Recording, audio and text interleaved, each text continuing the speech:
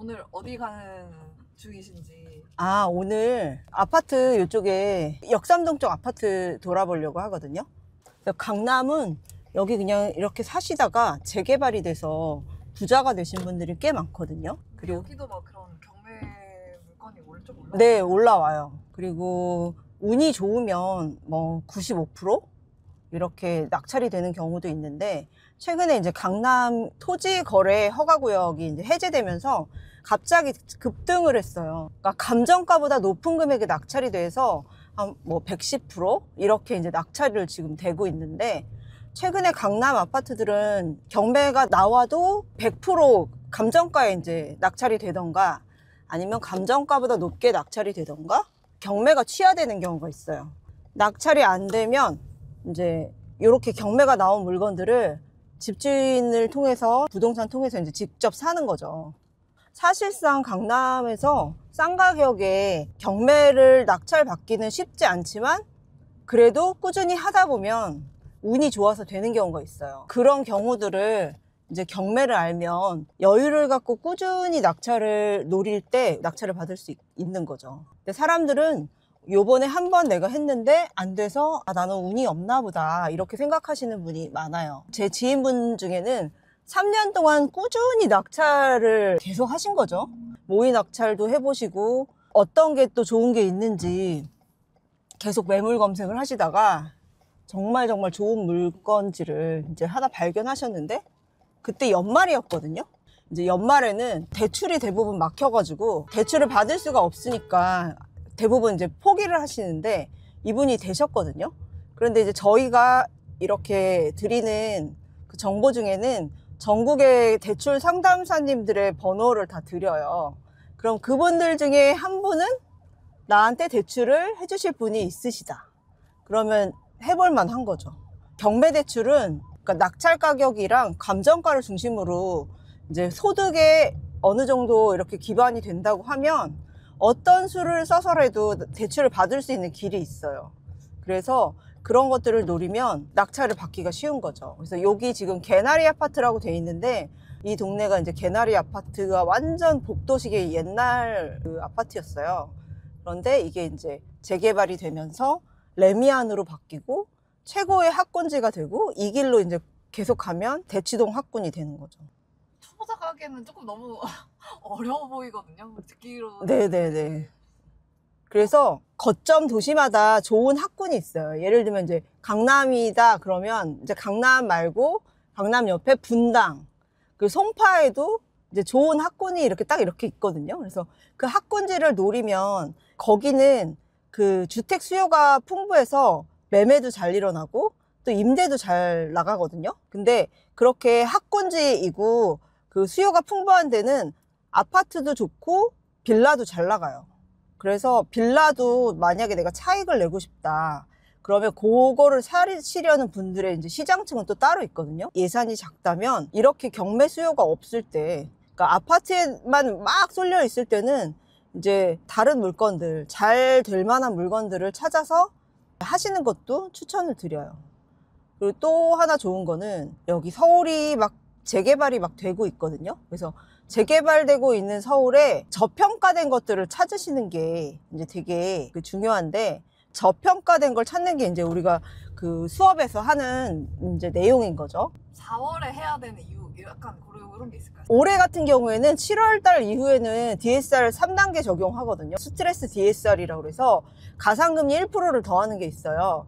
그러니까 예를 들면 주택을 샀는데 다른 여러 가지 대출이 걸려 있어서 이 사람의 벌이로는 갚을 여력이 있는지 없는지를 보는 거예요. 이 사람이 갚을 여력이 없다, 그거가 판단이 됐을 때 대출을 못 해주는 거죠. 그런데 이제 경매 대출 같은 경우에는 살짝 그게 비껴날 수도 있지만 7월 달부터 전반적으로 이제 대출을 조이게 되면 우리가 사고 싶어도 살 수 없는 이제 상황이 되는 거예요.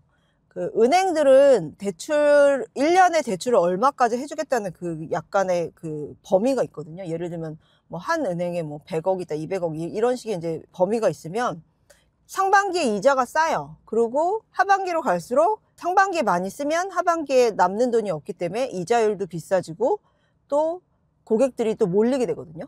그리고 날씨가 따뜻해지면서 활동하기 좋아지면 이제 또 경매에 대한 관심도 또 높아지기 때문에 낙찰을 받고 싶어서 경매에 오시는 분들이 또 되게 많아요. 매년 경매 시장은 4월 달이 되면서 높아지는 것 같아요. 4월 달이 왜 좋으냐면 이사 수요가 이제 풍부해지는 게 봄에 이제 이사 수요가 풍부해지거든요.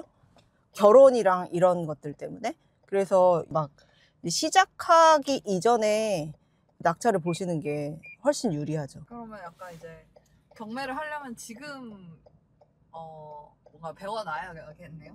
네, 지금 배우시는 게 좋은 게 경매를 그 기술적인 부분은 뭐 이렇게 뭐 입찰을 어떻게 하고 뭐 이런 거는 금방 뭐 배워요. 근데 그런 거를 꾸준히 연습하지 않으면 눈에 들어오지가 않는 거예요. 그래서 내가 권리가 어떻게 되는지, 그리고 생소한 법률 용어들을 이제 우리가 집중적으로 한 달 동안 배우면서 그거에 대해서 익숙해지면 사실 혼자서도 권리 분석하고 또 선생님한테 계속 공부하는 동안 물어볼 수가 있잖아요. 그래서 그 공부를 시작하시고 꾸준히 피드백을 받는 게 되게 중요하다고 생각이 들어요. 그러면 그 수강생 저번 이제 1기 수강생분들 약간 사례를 좀 네네네. 얘기해 주실 것 같아요. 아, 일기 수강생들 분 중에는 대부분은 그 차익을 노리시고, 그러니까 경매 그 단타 매물 그 싸게 낙찰 받아서 이제 비싸게 팔고 싶은 거죠. 낙찰가보다 올려서 팔고 싶은 이제 마음으로 많이 이제 접근을 하셨고, 일단은 물건을 보는 눈들이 커지신 것 같아요. 그리고 또 어떤 분은 내가 원하는 평수의 집으로 이제 바꿔 타고 싶으신 거죠. 그래서 물건을 계속 보고 계셨던 분도 계셨어요. 그래서 그런 분들이 실질적으로 내가 얼마를 들고 있어서 어떤 지역에 좋은 물건을 고를 수 있는 능력을 키워놓고 또 이제 모의 입찰을 저희가 가거든요. 이제 가시면은 되게 떨려가지고 실수하시는 부분들이 되게 많거든요. 그래서 법원의 이제 분위기와 이렇게 모의로 우리가 써보면서 이제 내가 이거 할 수 있겠다 이런 자신감도 또 이제 갖고 오셨던 것 같아요. 오늘 경매장을 이제 다녀오셨잖아요. 네네. 오늘 이제 그 아주 드물게 2건의 실수가 있었어요. 보통 이제 1건 정도 실수가 나오든가 안 나오든가 하는데 이제 오늘 같은 경우에는 한 분은 금액을 쓰시고 2줄 긋고 다시 고쳐 쓰신 거예요. 그래서 이렇게 썼을 때는 이제 그 법원에서 그거를 무효 처리하거든요. 그분이 1등을 하셨는데 결과적으로는 못 가져가신 거예요. 그래서 이제 차순위 다음 2등이 이제 그거를 가져가신 거죠. 그래서 그 2등은 너무너무 이제 운이 좋으셨던 거고, 1등은 이렇게 그어도 된다고 생각하신 그게 이제 너무 패찰의 원인이 되었던 거죠. 또 한 분은 그 여러 건을 입찰을 넣으신 거예요. 여러 건을 입찰을 넣는 중에 1번 물건과 2번 물건이 있으면 이거를 2개를 바꿔 넣으셨어요.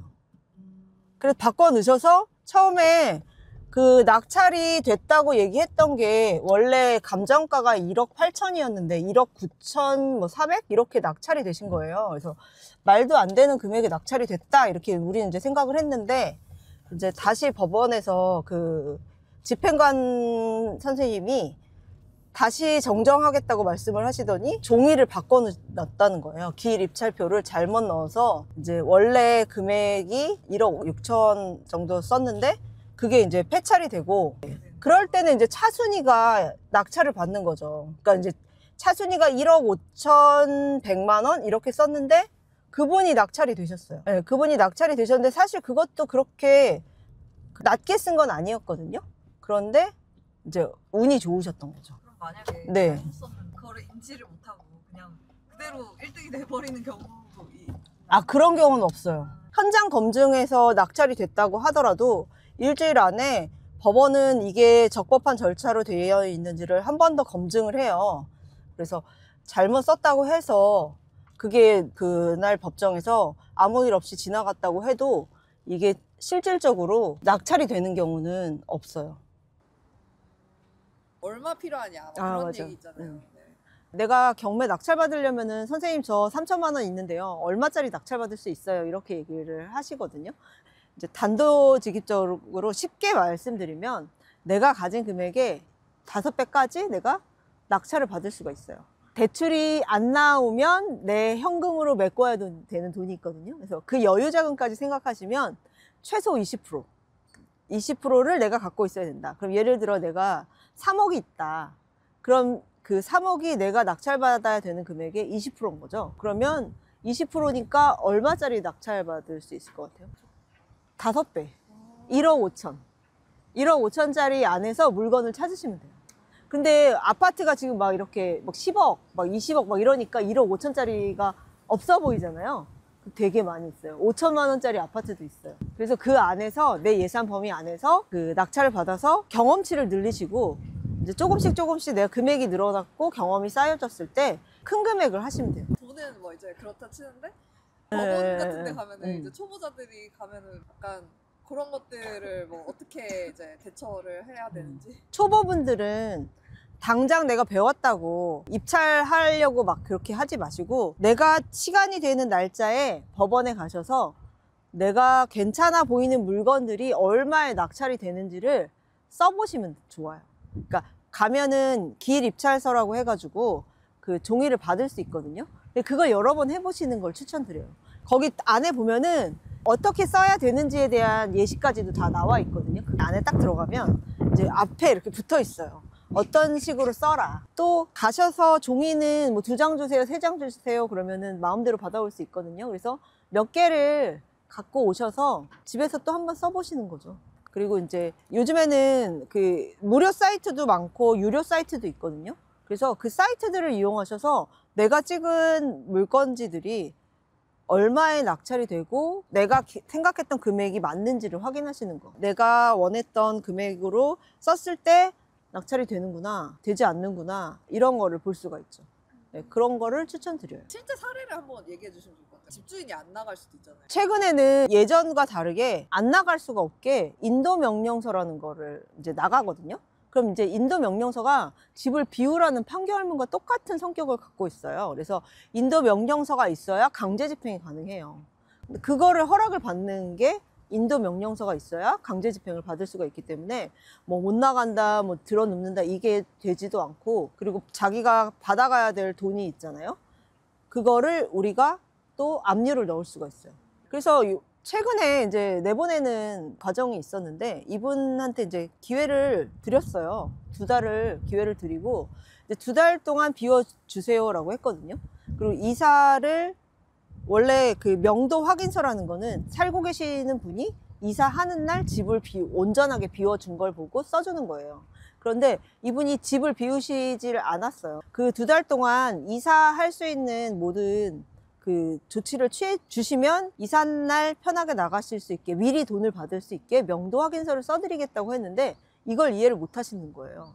그래서 제가 낙찰을 받고 명도 확인서를 안 써줬기 때문에 돈을 못 받는다고 계속 그러시는 거예요. 이제 저한테 막 막말하시고 인도 명령서 날라가고 강제 집행한다 뭐 이렇게 얘기를 하니까 그제서야 법원에서 이제 너의 요구를 들어줄 수 없다 이렇게 나온 거죠. 명도를 해줘야 되는 사람, 이 사람이 그 점유자가 이의 제기를 하게 돼 있거든요. 나는 이래저래 해서 이 집을 못 비워준다, 이걸 써서 내게 돼 있어요. 근데 법원에서 그걸 보고 나서 이의 없다, 빨리 비워줘라 이렇게 된 거예요. 그러면 월세가 아니라 일세로 하루에 얼마씩 숙박비를 받을 수가 있거든요, 법적으로. 그래서 그런 내용을 말씀을 드렸더니 일주일 만에 집을 비워주셨어요. 사실은 이쪽 지역도 다 주택가였어요. 여기가 정말 강남의 노른자 땅인데 한복판에 이렇게 아파트가 있는 게 좀 신기하지 않으세요? 맞아요. 그쵸?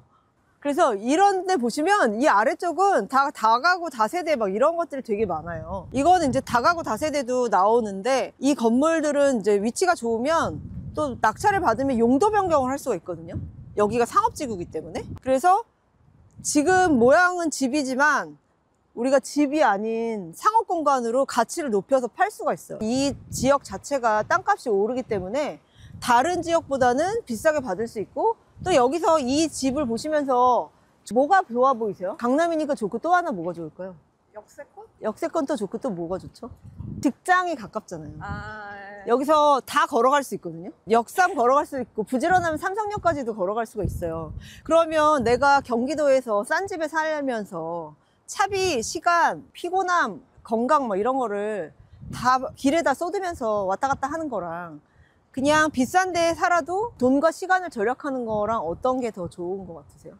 돈이랑 시간을 그쵸? 절약하면 훨씬 그러면 이거는 팔릴까요? 안 팔릴까요? 엄청 인기가 많을 것 같아요. 그쵸? 팔리죠. 그리고 만약에 안 팔려도 뭐가 될까요? 여기는. 투자, 임대가 잘 나가겠죠. 이런 데는 임대도 잘 나간다. 저렇게 낮은 다세대 주택도 임대가 잘 나간다는 걸 알 수가 있어요. 그래서 우리가 뭔가를 투자를 하려고 할 때는 항상 제일 중요한 건 입지. 네, 제일 중요한 건 입지예요. 근데 약간 네. 강남은 되게 돈이 많아야 될 것 같고. 내가 강남의 아파트를 봤을 땐 돈이 많아야 될 것 같거든요.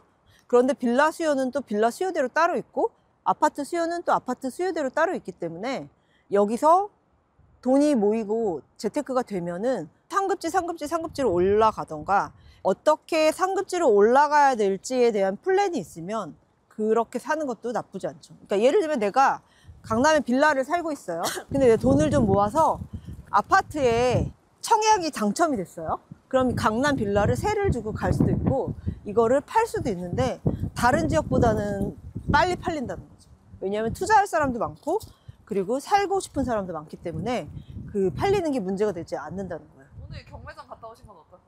오늘은 정말 그 겨울과 다르게 너무 사람들이 많이 몰렸고 그리고 인기가 많은 것도 있고 아파트가 괜찮은 게 몇 개가 나와 있었어요. 그래서 그 실거주 수요들이 완전히 몰려서 이제 지방임에도 불구하고 지역에서만 살아야 되는 분들이 원하시는 그런 실거주 수요가 너무 많아서 그런 분들이 많이 오셨어요. 그럼 이제 앞으로 5월 이제 6월, 7월 오는데 네. 그때는 어떤가요? 여름은 또 뜸해요. 여름도 이제 여름 휴가철이 있고 이래서 뜸한데 그렇게 뜸한 때 내가 낙찰을 받으려면 지금 공부를 해놓으면 되게 좋겠죠. 네. 그래서 여름에 사람들이 뜸할 때 우리는 봄에 공부를 하고 여름에 좋은 물건들은 계속 나오거든요. 그러니까 그 물건들이 좋다 나쁘다는 개인적인 판단의 어떤 매물에 대한 그 선호도도 다 다르기도 하겠지만 경매는 꾸준히 계속 나온다. 4월 3일부터 우리가 경매 기초 강의 그리고 경매 실전 경매 무료 특강을 시작하는데요. 특강을 참여하신 분들에게는 우리가 경매 낙찰에 필요한 준비하실 수 있는 여러 가지 베네핏을 제공해 드리고요. 경매 용어집 전자책을 드릴 예정이니까 그 아래 하단의 링크로 참여하셔서 시청해 주시면 좋겠습니다. 감사합니다.